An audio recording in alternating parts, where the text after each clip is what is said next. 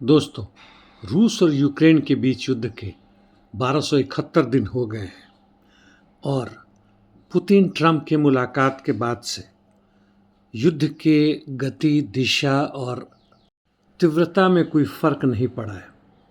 दक्षिणी क्षेत्र यानी जापोरिजिया राज्य में वेलिका नोवोसिल्का की तरफ यूक्रेन ने वापस इस्करा पर कब्जा कर लिया है और जेलेनी हाई में भी अंदर घुस चुके हैं।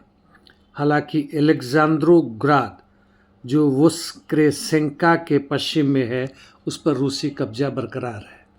सटे हुए क्षेत्र और पश्चिम में यानी नेप्रोपेट्रोवस्क के बॉर्डर उसके अंदर में रूसी सैनिकों ने वोरोनोए पर कब्जा कर लिया है, मालिवका के पश्चिम में आगे बढ़ते हुए।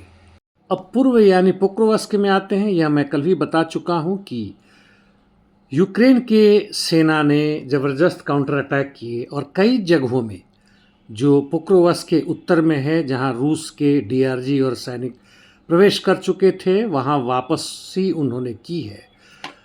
और पूरे इस क्षेत्र में यानी शाखोवस्की, ग्रोदोवस्काया और दोब्रोपिलिया की बात करें तो यूक्रेन के सैनिकों का काउंटर अटैक सफल रहा है।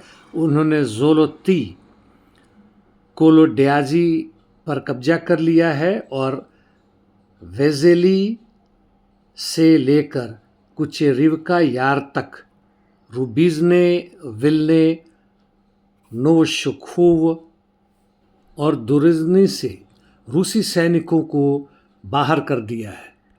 इस बीच में रूसी सैनिकों का बढ़त ट्रोयांदा यानी पोक्रोवस्क के दक्षिण में जारी रहा है। तोरेस्क और चासिव यार में कोई खास परिवर्तन नहीं है, जबकि सिवेर्स्क में रूसी सैनिकों ने सेरेब्रियांका पर पूरी तरह कब्जा कर लिया है और सिवेर्स्क की तरफ ही बढ़ रहे हैं।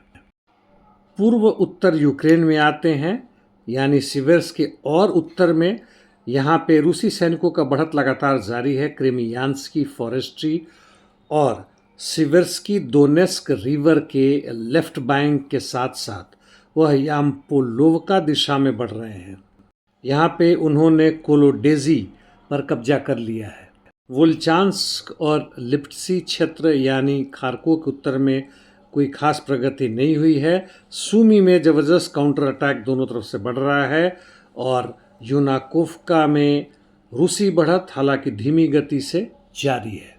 इंटरडिक्शन मिशन ज़बरदस्त जारी है दोनों तरफ से और आपने कुछ उसका हल्का सा अंश देखा है शुरू के ही मेरे वीडियो में।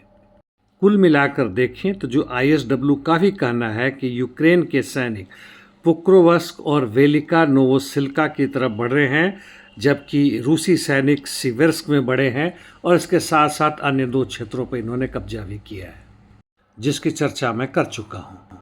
सर्बिया में सरकार के खिलाफ यानी एंटी गवर्नमेंट प्रोटेस्ट जबरदस्त चल रहा है, जिसने सिविल क्लैशेस का रूप धारण कर लिया। आज तीसरा दिन होगा और वहाँ पे 120 से अधिक पुलिसकर्मी घायल हुए हैं और दर्जनों आंदोलनकारी गिरफ्तार भी किए गए हैं।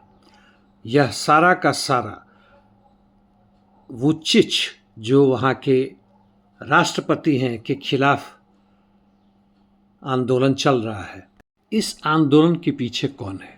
वुचिच को क्यों हटाना चाहते हैं? सर्बिया वह देश है यूरोप में जो ना नेटो के उस एक्शन का समर्थन करता है जो यूक्रेन में वो कर रहे हैं, ना ही यूरोपियन यूनियन का।